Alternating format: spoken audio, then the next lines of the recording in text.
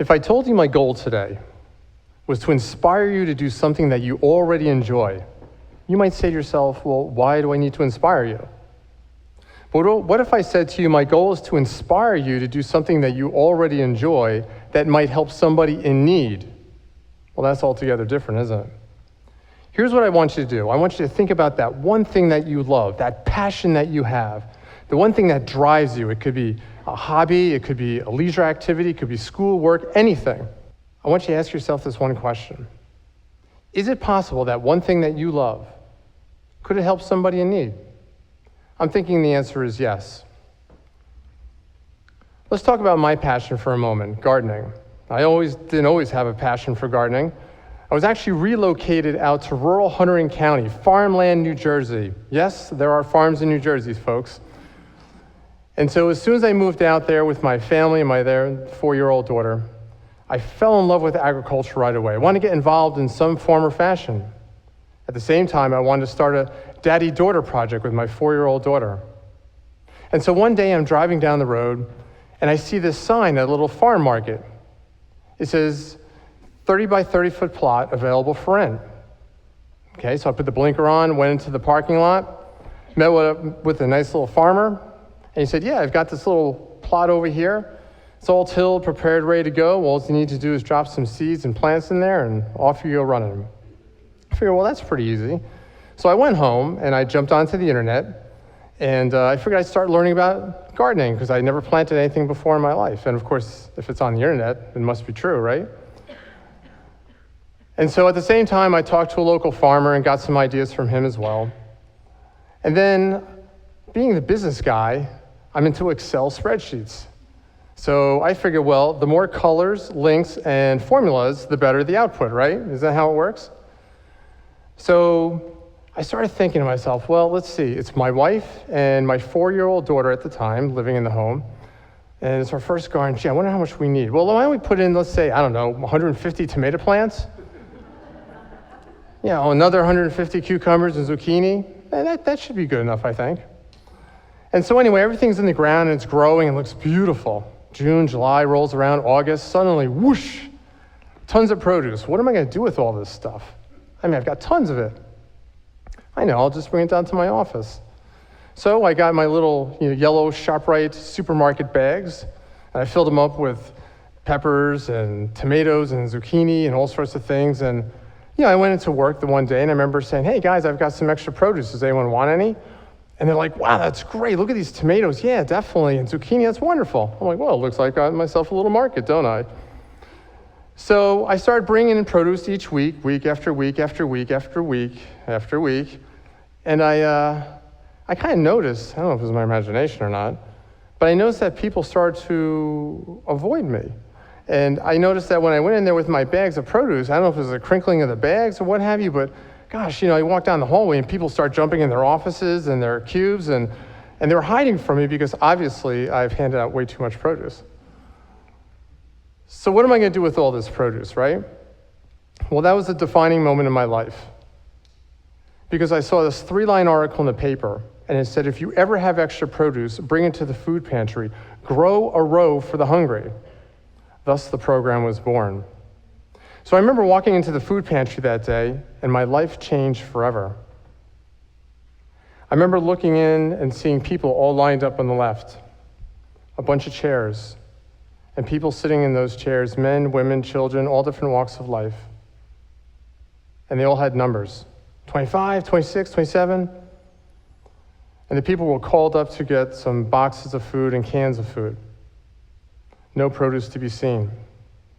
And I remember leaving one day, walking out of the food pantry, and I remember this woman came running after me. When I tell you panicked, I mean panicked. Her eyes were wide. She's running down the ramp after me. And she said, please, please, you must come back again. We never get produce here. I'm on a special diet. It's critical for my health. Please, promise me you'll come back. And I said, yeah, sure, absolutely. Yeah, I'll come back. And I was thinking, wow, I guess it's not just about food. It's about healthy food that these folks who are in need.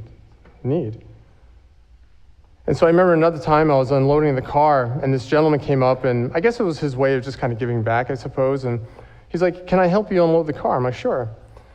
So he said to me, I haven't always been this way.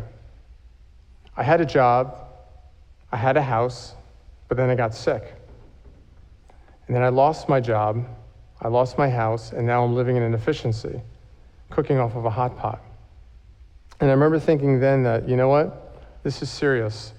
There are people in need, and something like that could happen to me, it could happen to anybody. And then I started to learn more and more about hunger.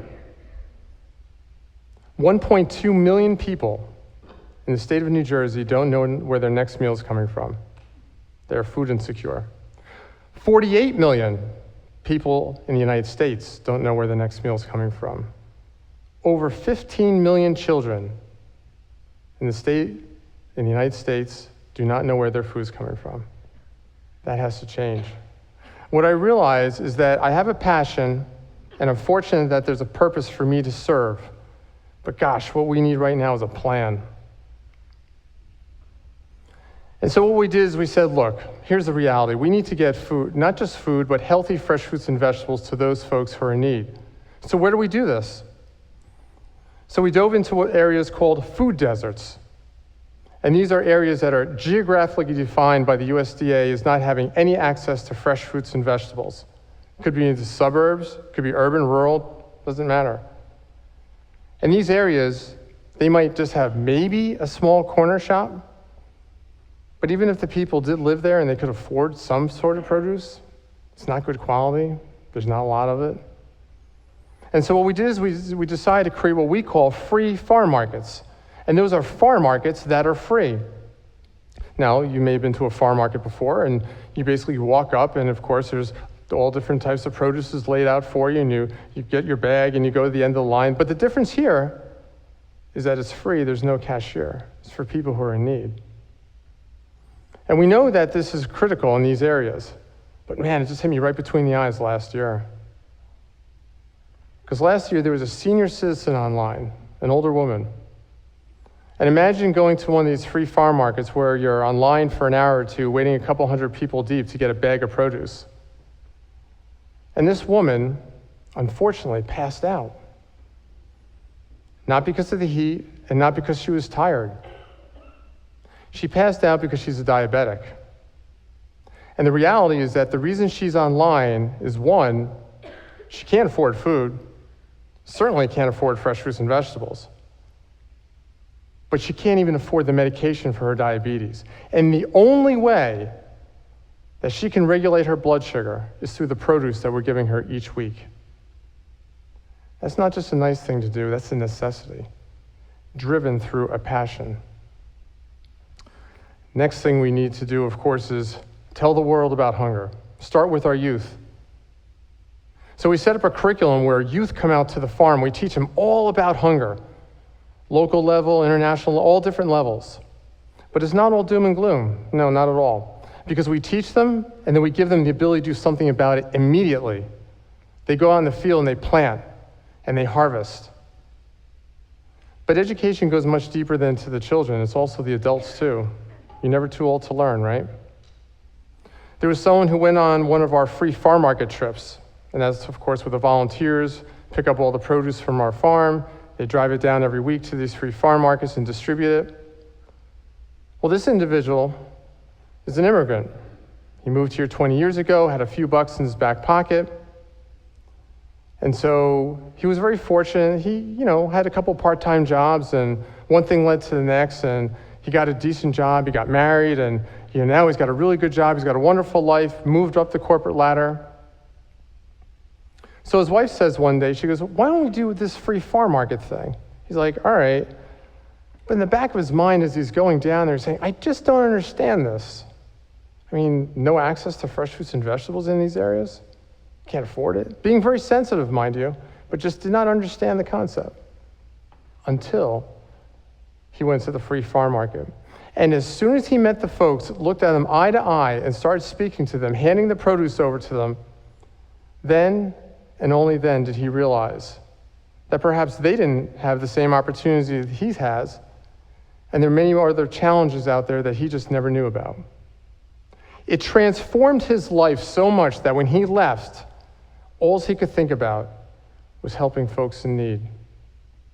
That's what a passion can do. We have a passion to educate our youth, all youth, about where their food comes from, agriculture. Now, it's funny because we have all different walks of life, children that come through, and we'll go through and we'll do a little tour of the orchard, and we'll say, well, here's a peach tree, there's an apple tree, there's a pear tree, and then you get to the one little girl who raises her hand, she goes, where's the broccoli tree? Well, we don't have broccoli trees here in New Jersey, do we? And it's cute, and we laugh, but the reality is that this young lady lives in rural hunter and farmland country, and she has no idea where her food comes from. Now take the child from the low-income inner city area that comes out for the first time, never stepped foot on a farm, doesn't have any produce in their home at all. And when we say, hey, Liz, why don't we go out, we'll pick corn, we'll pick nectarines, and it's a great time. They're like, can I? Is it safe? Is it okay? Or if we ask them, hey, listen, why don't we go pick string beans? They're like, yeah, string beans, let's do it. And they go out in the field and they ask, what is a string bean? But when they do actually eat the produce and it's dripping off their face, the corn and the nectarine juice and the string beans, and they're just having a ball, I can't help but think, why should this be a luxury for some children? Shouldn't every child, at least in the Garden State, have access to fresh fruits and vegetables, let alone the entire United States? We think so. When we look to educate our youth, it's also by doing. We believe that if our youth that come out and help plant produce, and then maintain the produce, and then harvest it, and then deliver it and give it to someone who needs it a whole lot more than they do, that's a huge lessons learned. Being able to give something that you work so hard at, and not in consume it and enjoy in the traditional sense of eating it, but knowing that someone else who needs it more and they're going to enjoy it. Selfless. That's what we're looking to do. I spoke to you earlier about my daughter, my 4-year-old daughter, when we started this program together through the garden. I can see the passion that lives throughout her. We have the ability to impact so many children, but it certainly can start at home. And I can tell you that she lives and breathes it because she's been exposed to it and is part of who she is. Everyone has the opportunity to share a passion and make a difference. So what do we talk about? Well, we said, all right, you've got this passion, that's great, and then, there's a purpose, and then you figure out this plan. Well, the next thing is people. And if you're going to try to accomplish anything in life, you need to partner. You need to work together and collaborate with people who share the mission, the vision, work together to accomplish something, understand each other's synergies, and how can you leverage each other for the betterment of all. Someone said once before that the Beatles sang in perfect harmony, right? As a team, not as individuals. We don't work in silos, so to speak. We work as partners, and we collaborate with people who truly want to work together, and that's why we succeed. So where were we now? Well, let's go back to 2002 for just a moment. That first year, we donated 120 pounds of produce, and gosh, we were proud of that. And why not? Fast forward to this year, or last year, where we donated 1.2 million pounds last year alone, over 4.7 million pounds since we started the program in 2002, with the help of over 4,500 volunteers each year, and also being able to host 750 youth from low-income inner-city areas out to the farm, not just to learn about farming and gardening and where their food comes from, but to be able to bring food home to their families and their communities in need. That's what a passion can do. So, it's pretty simple, right? You just have to follow those 4 steps? Not necessarily. There are challenges that come along, and personal challenges. The biggest personal challenge we had as a family was, remember, I got relocated to the area for a corporation. Now I have to get relocated back out and walk away from the program.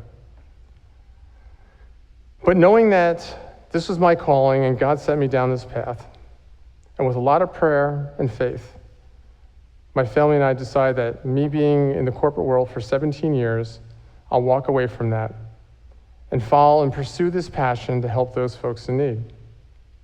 And that's what drove us and got us to where we are today. So I want to encourage you that if you have some sort of passion, it doesn't matter what it is. It could be cooking, reading, biking, anything. You can somehow take that and help somebody in need. You just have to think about it a little bit. And you have the ability. I want to leave you with a story, and you've probably heard kind of stories like this in the past. This one has a little meaning here. There was a high school kid. And so he was a good kid, average student at best. And so, he was involved in sports and volunteer activities throughout the community, Eagle Scout, good guy. And so one day he goes to his guidance counselor and says, I want to go to college. And so she says, yeah, okay. And he goes, and I was wondering if you'd write me a recommendation letter. She's like, look, she goes, I just don't think this is for you. College isn't for you. I just think, gosh, I think there's other opportunities for you. And so he goes, well, I want to go, so maybe help me out with the application process. I mean, it's a little complicated and such. And so she says, again, I just don't see this. I just don't think it's the right thing for you, and I can't support you on it. He's like, all right. So he goes home, thinks about it. He's like, no, I am going to go to school. So he goes to college, and he gets through. It's not that easy, but he gets through. And then he lands his first job, works his way up in the company, does rather well. Middle management, nothing flashy, nothing huge, but he gets himself into a nice living and takes care of his family. If he believed those words, if he let those words stick inside his head, then the reality is that 1.2 million pounds of produce would not have been delivered last year.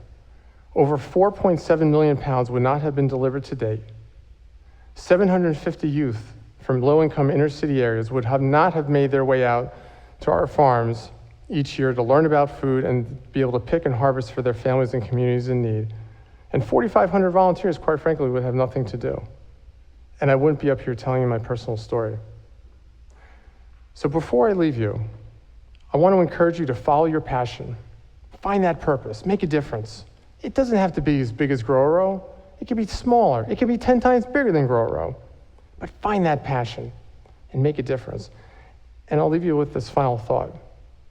Never, ever stop giving of yourself. And never, never, ever stop believing in yourself. Thank you.